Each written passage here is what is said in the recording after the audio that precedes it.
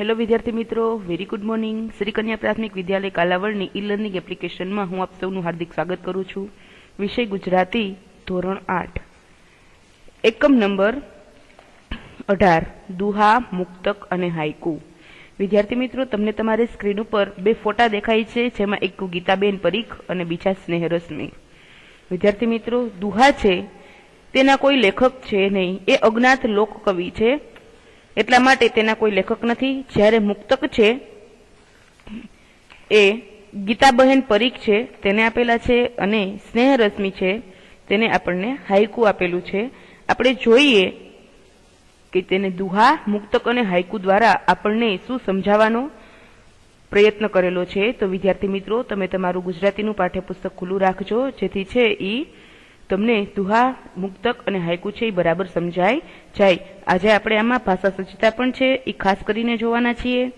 તો વિદ્યાર્થી મિત્રો, તમે તમારું ધ્યાન છે એ સ્ટડી તરફ રાખજો, જેથી તમને અંદર આવતા અઘરા શબ્દ, દુહા છે તેનું અર્થ વિશ્લેષણ વ્યવસ્થિત રીતે સમજાય જાય। તો વિદ્યાર્થી મિત્રો, આપણે છે એ વાતો થોડી ઓછી કરીએ અને ભણવાનું સ્ટાર્ટ કરીએ। તો ચાલો, આપણે જોયું કે દુહા છે તેનું કોઈ લોકકવિ નથી, એટલા માટે અજ્ઞાત લોકકવિ, જેમાં છે કે આપણી લોક સાહિત્યનો અગાઉ પરિચય મેળવ્યો છે। લોક સાહિત્યની પરંપરામાં પ્રચલિત બે દુહા આપ્યા છે। આ દુહાઓમાં નીતિબોધ આપવામાં આવ્યો છે કે દુઃખમાં વ્યાકુળ થવાથી દુઃખ દૂર થતું નથી, ઉદ્યમ એટલે કે મહેનત અને પ્રયત્ન કરવાથી દૂર થાય છે, ઉપકાર કરનાર ઉપર ઉપકાર કરીએ એ તો વ્યવહાર ગણાય, ખરી ક્ષત્રિય વટતો ઉપકાર કરનાર ઉપર પણ ઉપકાર કરવામાં આવે તેમાં છે। તમને અહીં તમારા અભ્યાસક્રમની અંદર કુલ બે દોહા છે એ આપવામાં આવ્યા છે, અને શું કીધું છે કે પહેલા દુહાની અંદર તમને એવું કીધું છે કે દુઃખથી છે એ વ્યાકુળ, દુઃખથી ગભરાઈ જવાને બદલે શું કરવાનું કે દુઃખનો સામનો કરવાની કોશિશ કરવાની। દુઃખથી તમે જેટલા ભાગશો એટલું જ દુઃખ તમને વધુ આવશે। જો તમે મહેનત અને પ્રયત્ન કરશો તો એ દુઃખ દૂર થશે। અને બીજા દુહાની અંદર શું કીધું છે કે ઉપકાર કરનાર ઉપર તો બધા ઉપકાર કરીએ, પણ એ તો વ્યવહાર કહેવાય। સાચો ઉપકાર કોને કહેવાય કે આપણો કોઈ અપકાર કરે છતાં પણ આપણે તેની ઉપર ઉપકાર કરીએ, તો ક્ષત્રિય વટ તો તેને જ કહેવાય, તેવું આપણને અહીં દુહાની અંદર કહેવામાં આવ્યું છે। તો વિદ્યાર્થી મિત્રો, આપણે જ્યારે દુહા સમજશું ત્યારે તેનું અર્થ વિશ્લેષણ વધુ વિગતવાર જોઈશું। તેના પછી જોઈએ કે ગીતાબહેન પરીખ। કવિયત્રી ગીતાબહેન સૂર્યકાંત પરીખનો જન્મ ઈસવીસન 1929 અને તેમનું અવસાન ઈસવીસન 2012ના પૂર્વી અને ભીનાશ નામના કાવ્ય સંગ્રહો પ્રગટ થયા છે। એમના મુક્તકોમાં ચોટ અને ચમત્કૃતિ જોવા મળે છે। તો વિદ્યાર્થી મિત્રો, કવિયત્રી ગીતાબહેન સૂર્યકાંત પરીખ છે તેમણે પૂર્વી અને ભીનાશ નામના બે કાવ્ય સંગ્રહો છે, તેમાંથી તેમના મુક્તકો છે એ લેવામાં આવ્યા છે, અને તે મુક્તકો આપણને ચોટ અને ચમત્કૃતિ જોવા મળે છે। આપણે જોતા જઈએ કે મુક્તકમાં 2 કે 4 લીટીમાં કોઈ વિચારનું સઘન અને રચનાત્મક નિરૂપણ થયેલું હોય છે। રસ નામના એક પંક્તિના મુક્તકમાં કવિયત્રીએ દ્રષ્ટાંતથી રસભરતા અને શુષ્કતા વચ્ચેનો ભેદ સ્પષ્ટ કર્યો છે। જેવી રીતે સૂકા પાંદડા અવાજ કરે છે અને લીલા પાંદડા શાંત રહે છે, તેવી જ રીતે કામણગાળા માણસો છે એ મૌન રહે છે, જ્યારે આળસુ માણસો વ્યર્થ બબડાટ કરતા હોય છે। વિદ્યાર્થી મિત્રો, શું કીધું છે કે આપણને મુક્તક છે 2 કે 4 લીટીમાં આપવામાં આવ્યું છે, ને તેમાં એની અંદર કોઈ વિચારનું સઘન અને રસાત્મક નિરૂપણ થયેલું હોય કે તમે વાંચો એટલે તમને છે કોઈને કોઈ વિચાર તો જરૂર આવે। જેમાં રસ નામની એક પંક્તિ છે, એમાં કવિત્રીએ પોતાના દ્રષ્ટાંતો દ્વારા રસભરતા અને શુષ્કતા વચ્ચેનો ભેદ સમજાવ્યો છે। કેવો ભેદ કે સૂકા પાંદડા અવાજ કરે છે જ્યારે લીલા પાંદડા મૌન રહે છે। એને કોની સાથે સરખાવ્યા છે તો કે કામણગારા માણસો છે એ હંમેશા મૌન રહે છે, જ્યારે વ્યર્થ આળસુ માણસો છે એ હંમેશા વ્યર્થ કંઈક ને કંઈક બબડાટ કરતા જ હોય છે। એની સાથે સરખાવી અને એને શું આપેલું છે તો કે સરસ મજાના અહીં મુક્તક આપેલા છે। એના પછી છે સ્નેહરશ્મિ। સ્નેહરશ્મિ ઉપનામથી જાણીતા છે કવિ ઝીણાભાઈ રતનજી દેસાઈ, એમનું પૂરું નામ છે કવિ ઝીણાભાઈ રતનજી દેસાઈ। સ્નેહરશ્મિ છે એમનું ઉપનામ છે, જેમનો જન્મ 1903 અને અવસાન 1993ના રોજ થયું હતું। કયું ગામ છે તો કે ચીખલી, અને જિલ્લો છે વલસાડ। તે ગામના વતની હતા। ઘણા વર્ષો સુધી અમદાવાદમાં આવેલી વિદ્યાવિહારના આચાર્ય તરીકે એમણે કામ કર્યું છે। અર્ધ્ય અને પનઘટ જેવા કાવ્ય સંગ્રહો ઉપરાંત એમણે જાપાની કાવ્ય પ્રકાર હાઈકુનો સંગ્રહ સોનેરી ચાંદ અને રૂપેરી સૂરજ આપેલો છે। તો આ કાવ્ય સંગ્રહ હાઈકુનો છે એ સોનેરી ચાંદ અને રૂપેરી સૂરજમાંથી લેવામાં આવેલો છે। એમના લયમધુર ગીતો અને કોમળ ભાવસ્પર્શી હાઈકુ વિશે જાણીતા છે। કાવ્યો ઉપરાંત તેમણે ટૂંકી વાર્તા, નવલકથા અને આત્મકથા પણ લખ્યા છે એને પોતાના હાઈકુની અંદર શું આપેલું છે તો કીધું છે કે પહેલા હાઈકુમાં વૃક્ષની સૂકી ડાળ ઉપર પોપટના બેસવાથી જાણે વૃક્ષને લીલા પાન ફૂટ્યા હોય એવું કલ્પનભાવ અહીં રજૂ થાય છે અને બીજા હાઈકુની અંદર કહેલું છે પણ એક રમ્ય કલ્પભાવથી રજૂ થયો છે અંધારું બધી વસ્તુઓને કાળાસી રંગી દે છે માત્ર દીપ જ રંગાતો નથી। અહીં આપણને પોપટ છે તેને લીલા પાંદડાની સાથે સરખાવીને શું કીધું છે કે સુકેલી ડાળ ઉપર જ્યારે પોપટ બેસે છે ત્યારે એવું લાગે છે કલ્પના ભાવથી કે જાણે આખું વૃક્ષ છે એ લીલા પાંદડાથી શું કરેલું હોય તો કે ભરેલું હોય તેવો ભાવ રજૂ કરેલો છે અને બીજા હાઈકુમાં શું કીધું છે કે અંધારું બધી જગ્યાએ કાળાશ પાથરી દે છે માત્ર એક દીવો છે દીપક છે એ જ રંગાતો નથી કોનાથી તો કે કાળાશથી રંગાતો નથી। તો વિદ્યાર્થી મિત્રો આપણે છે વિગતવાર દુહા હાઈકુ અને મુક્તક જોઈએ જેથી તમને છે એ સમજવામાં વાંધો આવે નહીં। હવે આપણે છે એ વિગતવાર જોતા જઈએ તો ખાસ કરી અને તમે અહીં ધ્યાન આપજો। પહેલું છે કે દુહા શું કીધું છે કે વિપત એટલે આપત્તિ વિપત પડે ના વલખીએ વલખીએ વિપત ન જાય વિપત ઉદ્યમ કીજીએ ઉદ્યમ વિપત ને ખાય। શું કીધું છે તમને અહીં વિપત એટલે કે દુઃખ આફત અથવા તો મુશ્કેલી અને વલખવું એટલે દુઃખી થઈ જવું। અહીંયા આપણે બે વસ્તુ છે બે શબ્દ છે તેના અર્થ સમજીએ। વિપત એટલે કે આપત્તિ વિપત પડે ના વલખીએ જ્યારે વિપત એટલે કે આપત્તિ દુઃખ અથવા તો મુશ્કેલી આવે છે ત્યારે દુઃખી થવું જોઈએ નહીં। વલખે વિપત ન જાય જો તમે દુઃખી થશો તમે મુશ્કેલીમાં મુકાઈ જશો અને હંમેશા તમને એવું લાગશે કે મારા ઉપર દુઃખ છે તો એ દુઃખ છે એ આપત્તિ છે ક્યારે તમારા ઉપરથી જશે નહીં। શું કરવાનું કીધું છે કે વિપત ઉદ્યમ કીજીએ વિપત એટલે કે જ્યારે આપત્તિ આવે છે ઉદ્યમ એટલે પ્રયત્ન કીજીએ એ આપત્તિમાંથી બહાર નીકળવાનો તો કે દુઃખમાંથી બહાર નીકળવાનો પ્રયત્ન કરશો તો ઉદ્યમ વિપતને ખાય તો તમારી મહેનત છે તમારા દુઃખને જરૂર ખાઈ જશે એટલે કે તમારું મહેનત છે તમારા દુઃખને જરૂર દૂર કરશે। તો આપણે આખો મતલબ સમજીએ કે વિપત પડે ના વલખીએ વલખે વિપત ન જાય વિપત્તે ઉદ્યમ કીજીએ ઉદ્યમ વિપતને ખાય। જ્યારે આપત્તિ પડે છે જ્યારે મુશ્કેલી આવે છે ત્યારે એ દુઃખી થવાની જરૂર નથી તમારે શું કરવાનું છે જો તમે દુઃખી થઈ જશો તો એ આપત્તિ તમારા ઉપરથી જવાની નથી। જ્યારે જ્યારે તમારી ઉપર કોઈ મુશ્કેલી આવે છે દુઃખ આવે છે ત્યારે તમે પ્રયત્ન કરો મહેનત કરો તેને દૂર કરવાનું જો તમે પ્રયત્ન કરશો મહેનત કરશો તેને દૂર કરવાનું તો જરૂર તમારી મહેનત છે તમારી જે આપત્તિ આવી છે મુશ્કેલી છે તેને હરાવી દેશે। આપણે બીજો છે એ દુહો જોઈએ ગુણની ઉપર ગુણ કરે એ તો વ્યવહાર વટ અવગુણ ઉપર ગુણ કરે ખરી ક્ષત્રિયા વટ। શું કીધું છે ગુણ એટલે સદગુણ સારા લક્ષણ અને વ્યવહાર એટલે વ્યવહારની રીત। શું છે આપણે પણ અહીં બે શબ્દના છે સારી રીતે અર્થ સમજીએ। ગુણ ઉપર ગુણ એટલે કે સદગુણ અને સારા લક્ષણ અને વ્યવહાર એટલે કોઈ પણ તમે વ્યવહાર કરો છો આપણે પૈસાની લેતી દેતી કરતા હોય તો આપણે કહીએ ને કે મારો અને તારો વ્યવહાર તો શું કીધું છે કે કોઈ તમારી ઉપર ઉપકાર કરે છે કોઈ તમને મદદ કરે છે અને પછી ફરીથી તમે એ વ્યક્તિને તમે પાછી મદદ કરો છો તો શું કીધું છે કે ગુણની ઉપર ગુણ કરો તો એ તો વ્યવહાર થયો કહેવાય કે તમે મને આ કર્યું છે તો હું તમને આ કરીશ એ તો વ્યવહાર થયું છે। પણ કોઈ તમારી સાથે અવગુણ કરે છે છતાં પણ તમે એની ઉપર ઉપકાર કરો છો તો એ જ તમે ખરા શું છો તો કે ક્ષત્રિયા વટ છો। ક્ષત્રિયા વટ એટલે કે ક્ષત્રિયોની અથવા તો ઉમદાજનોની તો જ તમારી અંદર જે ભાવ પ્રગટ થયો છે કોઈની મદદ કરવાનો અથવા તો કોઈના માટે તો એ બરોબર સાચો છે કે ગુણની ઉપર ગુણ એટલે કે ઉપકાર ઉપર ઉપકાર કરો છો એ તો વ્યવહાર ગણાય પરંતુ કોઈ તમારી ઉપર અવગુણ કરે છે અપકાર કરે છે છતાં પણ તમે એની ઉપર ઉપકાર કરો તો એ જ તમારી ખરી ક્ષત્રિયા વટ છે। તો વિદ્યાર્થી મિત્રો આ લોક સાહિત્યમાંથી લેવામાં આવેલું છે એટલે કે આના કોઈ કવિ નથી એટલે અજ્ઞાત લોક કવિ છે। તો આપણે બે દુહા જોઈએ અત્યાર સુધી હવે આપણે જોઈએ મુક્તક। તેમાં આપણને સમજાવેલું છે કે સુકા પર્ણો વન ગજવતા શાંત લીલા સદાયે। શું કીધું છે આપણને માત્ર ને માત્ર બે જ પંક્તિ આપેલી છે અને કીધું છે કે સુકા પર્ણો વન ગજવતા એટલે કે સુકા પાંદડા છે ઈ આખા છે ઈ જંગલની અંદર શું કરે છે કે પવન દ્વારા ઉડી ઉડીને અવાજ કર્યા રાખે છે જ્યારે શાંત લીલા સદાયે કે શાંત કોણ છે તો કે લીલા પાંદડા હંમેશા કેવા રહે છે શાંત રહે છે। એને કોની સાથે સરખાવ્યા છે તો કે માણસોની સાથે સરખાવ્યા છે કે જે કામણગારા માણસો છે એ શું કરે છે હંમેશા મૌન રહે છે પણ જે અજ્ઞાન છે જેને કઈ ખબર પડતી નથી જે આળસુ છે એ વ્યર્થ બબડાટ કર્યા કરે છે। તો મુક્તક છે એ પૂર્વીમાંથી લેવામાં આવ્યું છે। એના પછી આપણે જોઈએ હાઈકુ આપણે બે આપેલા છે સુકેલી ડાળે પોપટ બેઠો પાન ચોગમ લીલા ચોગમ એટલે ચારેય દિશામાં ચોમેર શું કીધું છે કે સુકેલી ડાળ ઉપર પોપટ બેઠો છે તો જાણે એવું લાગે છે કે આખે આખી ડાળ છે એની ઉપર શું હોય તો કે લીલા પાંદડા ફૂટી નીકળ્યા હોય. આપણને અહીં કલ્પના શક્તિ રજૂ કરેલી છે. તમારે કલ્પના કરવાની છે કે એક સુકેલી ડાળ છે તેની ઉપર પોપટ આવીને બેઠો તો એવું લાગે છે કે આખે આ બધી જ ડાળી ઉપર શું થઈ ગયું છે તો કે લીલા પાંદડા થઈ ગયા છે. એના પછી આપણને કીધું છે કે ફરતી પીછી અંધકારની દીપ નહીં રંગાય. શું કીધું છે કે જ્યારે રાત્રિ થાય છે, અંધારું થાય છે, અંજવાડામાંથી અંધારું થાય છે, રાત્રિ થાય છે, સાંજનો સમય છે, ત્યારે કાળાશ છે, રાત્રિ છે એનું કાળાશ છે, એની રંગ છે એ બધી જ વસ્તુ ઉપર કેવો થઈ જાય છે તો કે બધે જ પોતાની કાળાશ ફેલાવી દે છે.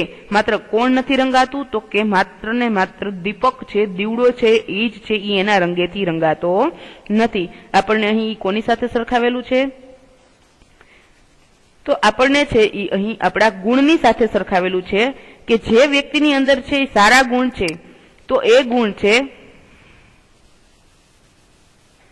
તો જે વ્યક્તિની અંદર સારા ગુણ છે એ તો બધે પોતાના સારા ગુણ જ પાથરવાના છે. એની ઉપર ક્યારેય છે એ કોઈ ખરાબ ગુણની અસર થવાની નથી. તો કે ફરતી પીછી અંધકારની દીપ નહીં રંગાઈ જે હાઈકુ છે એ સોનેરી ચાંદ અને રૂપેરી સૂરજમાંથી સ્નેહ રશ્મિ દ્વારા લેવામાં આવ્યું છે. તો વિદ્યાર્થી મિત્રો અહીં આપણા દુહા, મુક્તક અને હાઈકુ છે એ પૂર્ણ થાય છે. હવે આપણે એની શબ્દ સમજૂતી જોઈએ. તમારે શબ્દ સમજૂતી છે એ ગુજરાતીની પાકી બુકની અંદર એક વખત લખવી ફરજિયાત છે. આપણે આ બધા અર્થ છે એ દુહા, મુક્તક અને હાઈકુની અંદર જોતા ગયા છીએ. એની પછી ખાસ છે ભાષા સજ્જતા, જેમાં દુહો એ જોઈએ કે દુહાને મુક્તકનો એક પ્રકાર કહી શકાય. ખાસ કરીને સૌરાષ્ટ્રના લોક સાહિત્યમાં જોમદાર અને માર્મિક દુહાઓ લોકો દ્વારા રચાયેલા જોવા મળે છે. એટલા માટે લોકો દ્વારા રચાયેલા હોવાથી એનો કોઈ કવિ નથી, એટલા માટે એને શરૂઆતમાં જ આપણે અજ્ઞાત લોક કવિ છે એ નામ આપેલું છે. દુહાના કુલ 4 ચરણ હોય છે અને એનું સ્વરૂપ ગેય હોય છે. નાજુક ભાવ, ચિત્ર, વિચાર કે બોધ દુહામાં એવી રીતે રજૂ થાય છે કે તેની અંદર ચોટદાર હોય છે. દુહાની રચનામાં લાઘવ, રસપ્યુરતા, ચિત્રશક્તિ અને જોમ વગેરે રહેલા હોય છે. વિદ્યાર્થી મિત્રો આપણે આગળ જોઈ જઈએ કે દુહા છે એના 4 ચરણ હોય છે. તમે જોઈ શકો છો કે વિપતના પડેના વલખીએ ઈ એક, વલખે વિપત ન જાય બીજું ચરણ, વિપતે ઉદ્યમ કીજીએ ત્રીજું ચરણ અને ઉદ્યમ વિપતને ખાય ચોથું ચરણ. અને એની અંદર તમને શું આપેલું છે તો કે એક ચિત્રભાવ રજૂ થાય છે, એક બોધ, એક તમે વિચાર કરી શકો છો અને એની કેવી કીધી છે તમને એની રચના તો કે લાઘવ, એમાં રસ, પ્રચુરતા અને ચિત્રશક્તિ વગેરે રહેલા હોય છે. બધા જ દુહાની અંદર અલગ અલગ વિચાર શક્તિ, અલગ અલગ અર્થ વિશ્લેષણ હોય છે. તો તેની અંદર તમને કુલ 4 ચરણ આપેલા હોય છે. એના પછી જોઈએ દુહાને પ્રેમ અને શૌર્યના વિષય વધુ અનુકૂળ છે. લોકસાહિત્યમાં મુખ્યત્વે એવા દુહા જ વધુ પ્રચલિત થયા છે. રામનારાયણ પાઠક, પૂજાલાલ, ઉષ્ણસ જેવા આધુનિક કવિઓએ પણ જીવનના મર્મને પ્રગટ કરતા દુહા લખ્યા છે. અહીં તમને 3 નામ આપેલા છે, જેમાં રામનારાયણ પાઠક, પૂજાલાલ અને ઉષ્ણસ. એ 3 વ્યક્તિઓ છે જે આપણા લોક સાહિત્યના કવિઓ છે અને લેખકો છે, જેને શું કીધું છે તો કે આધુનિક કવિઓ છે, જેને જીવનના મર્મને પ્રગટ કરતા, આપણા જીવનમાંથી તેને પણ કોઈ અર્થ પ્રગટ કરતા શું લખેલા છે તો કે દુહા છે એ લખેલા છે. એના પછી આપણે જોઈએ મુક્તક. મુક્તક એ ટૂંકો 4 પદ અને 2 લીટી ધરાવતો ચુસ્ત કાવ્ય પ્રકાર છે. છેક જૂના સમયથી તે ઘણો જ પ્રખ્યાત રહ્યો છે અને આજ પર્યાપ્ત વિકસતો રહ્યો છે. અનેક કવિઓએ આ પ્રકારને અજમાવ્યો છે. સંસ્કૃતના સુભાષિત આવા મુક્તકો જ છે જેમાં જીવનનું સારરૂપ ડહાપણ થોડા શબ્દોમાં ગૂંથાયું છે. મધ્યકાલીન ગુજરાતીના વછરાજ, સામળ, ભીમ અને અખા જેવા કવિઓની છપ્પા અને ચોપાઈની રચનાઓ પણ મુક્તકનું રૂપ પ્રગટ કરે છે. આ પ્રકારમાં દુહારૂપ મુક્તકો આપણા લોક સાહિત્યની અંદર ખૂબ જ પ્રચલિત છે. મુક્તક એટલે મુક્ત, સ્વતંત્ર કાવ્યરૂપ, મોતીની જેમ નાનું હોય છે અને માળામાં રહેવા સર્જાયું હોય છે. તે એકલું પણ ભારે તેજસ્વી હોય છે. શું કીધું છે કે મુક્તકના કુલ 4 પદ અને 2 લીટી હોય છે. આપણે જોયા એક ચુસ્ત કાવ્ય પ્રકાર છે જે ઘણા જૂના સમયથી શું થયો છે તો કે પ્રચલિત થયો છે અને ઘણા કવિઓએ આને અજમાવ્યો પણ છે. જેમાં થોડા એવા શબ્દોમાં ડહા પણ સારું એવું આપેલું હોય છે. તમે સંસ્કૃત ભાષાની અંદર પણ આવા મુક્તકો સાંભળ્યા હશે. એમાં તમને કીધું છે કે મધ્યકાલીન ગુજરાત છે એની અંદર આપણા વછરાજ, સામળ, ભીમ અને અખા જેવા એની છપ્પા અને ચોપાઈની રચનાઓમાં મુક્તક છે રૂપ છે એનું પ્રગટ થાય છે. આ પ્રકારના દુહા મુક્તકો છે એ લોક સાહિત્યમાં પણ ખૂબ જ પ્રચલિત છે. કેવા હોય છે? મુક્તક એટલે મુક્ત અને સ્વતંત્ર રીતે પ્રગટેલું. મોતી જેવું નાનું હોય છે, પરંતુ જે મોતી છે એ માળાની અંદર જેવી રીતે આખી માળા બને છે અને આખી માળા સર્જાય છે, એવી રીતે મુક્તકની અંદર નાના નાના શબ્દો છે એ સર્જાઈને એક માળા સ્વરૂપે રહે છે અને એટલું નાનું હોય છે, પણ એનું વાક્ય છે એ ખૂબ જ તેજસ્વી હોય છે. મુક્તકના તમને લક્ષણો આપેલા છે કે મુક્તક સંક્ષિપ્તના હોય છે, એટલે કે ગાગરમાં સાગર સમાવા જેવું કામ કરે છે. નાનું છે પણ સાગર જેવું છે. એમાં દ્રષ્ટાંત, બોધ, નીતિ, શૃંગાર, પ્રેમ, ચિંતન, પ્રકૃતિ વગેરે વર્ણય વિષય તરીકે આવે છે. એમાં અલગ અલગ છે એ બધા આવે છે, જેમાં છે કે બોધ, નીતિ, શૃંગાર, પ્રેમ, ચિંતન, પ્રકૃતિ જેના વર્ણનો છે વિષય તરીકે આવે છે. મુક્તકની ભાષા સરળ હોય છે, પ્રાસયુક્ત હોય છે અને ચોટદાર હોય છે. એના પછી આપણે જોઈએ હાઇકુ. પદ, નાટક અને ખંડવાક્ય એ જેમ આપણા પોતાના સાહિત્યના સ્વરૂપો છે, તેમ સોનેટ અને હાઇકુ જેવા સ્વરૂપો આપણે પરદેશી સાહિત્યમાંથી સ્વીકાર્યા છે. ક્યાંથી? તો કે જાપાનનું. આપણે હજી થોડીક વાર પહેલા જ ગયું છે કે સોનેટનો ઉદ્ભવ જેમ ઇટલીમાં થયો હતો, તેવી રીતે હાઇકુનો કાવ્ય પ્રકાર છે જાપાનમાં થયો હતો. ઈસવીસન 1960 ની આસપાસ ઝીણાભાઈ દેસાઈ એટલે કે સ્નેહરશ્મિએ ગુજરાતીમાં હાઇકુ મોટા પ્રમાણમાં લખ્યા છે. પરિણામે બીજા ઘણા બધા કવિઓએ પણ એ તરફ આકર્ષાણા અને એને પરિણામે હાઇકુ ગુજરાતીમાં કાવ્ય પ્રકાર જેવું બની ગયું. 17 અક્ષરની કાવ્ય કૃતિ એટલે હાઇકુ. હંમેશા હાઇકુ છે એની અંદર 17 જ અક્ષર આવે છે, જેમાં પહેલી લીટીમાં 5, બીજી લીટીમાં 7 અને ત્રીજી લીટીમાં 5 એવું પંક્તિ દીઠ તેનું અક્ષર વિભાજન હોય છે. તમે પછી જોઈ લેજો કે હાઇકુ છે તેમાં પહેલી લીટીમાં 5 જ અક્ષર, બીજી લીટીમાં 7 અને છેલ્લી લીટીમાં 5, એટલે કુલ 17 અક્ષરથી હાઇકુ છે એ બનેલું હોય છે. હાઇકુ સાદી, સંક્ષિપ્ત અને ચિત્રાત્મક કાવ્ય કૃતિ છે. હાઇકુની સૌથી નોંધપાત્ર બાબત તેની ચિત્રાત્મકતા છે. આ લઘુ રચનાનો પ્રત્યેક શબ્દ એક એક સૌંદર્ય ચિત્ર ઉપસાવતો જાય છે. તેમાંથી એક અપૂર્વ અનુભવ જન્મે છે. તેમાંની તેની સાર્થકતા છે. એમ કહેવાય છે કે હાઇકુ જ બોલે છે, કવિ બોલતો નથી.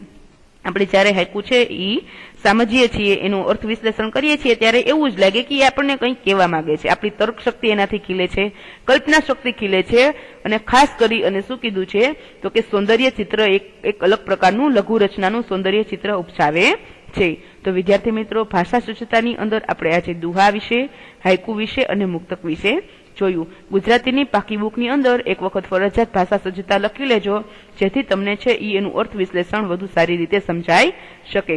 એના પછી તમને અભ્યાસ આપેલો છે, જેમાં તમને કુલ 3 વિકલ્પ આપેલા છે, જે તમારે શું કરવાનું છે તો કે ગુજરાતીની પાકી બુકની અંદર હોમવર્કમાં લખી નાખવાનું છે. એક વાક્યના પ્રશ્ન પણ સ્વાધ્યાય આપેલું છે, એ સ્વાધ્યાય પણ તમારે શું કરવાનું છે તો કે આખું સ્વાધ્યાય છે એ ગુજરાતીની પાકી બુકની અંદર લખી લેવાનું છે.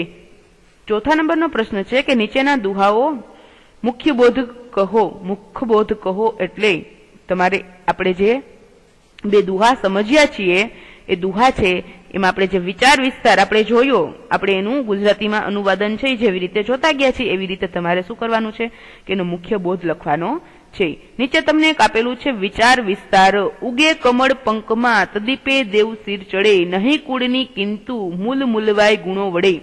આનું તમારે અર્થ વિશ્લેષણ કરી અને વિચાર વિસ્તાર લખવાનો છે. એના પછી તમને પ્રવૃત્તિ આપેલી છે કે દુહા મુક્ત હાઇકુ વગેરે સ્થાનિક પુસ્તકોમાંથી શોધીને અંક બનાવો. તો અત્યારે તમારી પાસે પુસ્તકાલય એટલે કે લાઇબ્રેરી તમે છે જઈ શકો એવી અત્યારે કન્ડિશન નથી, તો તમે છે એ ઇન્ટરનેટ ઉપરથી શોધી અને એક એક દુહો, મુક્તક અને હાઇકુ છે એ અલગ અલગ શોધી અને લખી શકો છો. હાઇકુના બંધારણ મુજબ તમે જાતે હાઇકુ સર્જી શકો છો. જો તમને વિદ્યાર્થી મિત્રો આમાં ઇન્ટરેસ્ટ હોય તો તમે હાઇકુ છે એ તમારી રીતે પણ એક બનાવી શકો છો. શાળામાં આવતા સામિકોના નામોની યાદી, તેના તંત્રી, લવાજમ તથા પ્રકાશ સંસ્થા સ્થળ વિશે જાણકારી મેળવો. સામિકો એટલે કે અહીં ન્યૂઝપેપર છે આપણી અલગ અલગ છે આવતા હોય, તેની યાદી બનાવવાની છે, તેના તંત્રી, તેનું લવાજમ અને તેના પ્રકાશન અને સંસ્થા તેમજ તેના સ્થળ વિશેની તમારે જાણકારી મેળવવાની છે. વિદ્યાર્થી મિત્રો, અહીંયા છે એ તમારું આ પાઠ છે એ પૂર્ણ થાય છે. હવે આપણે મળીશું આના પછીના પાઠની અંદર નવા પાઠની સાથે નવા લેક્ચરમાં. ત્યાં સુધી આવજો અને થેન્ક યુ.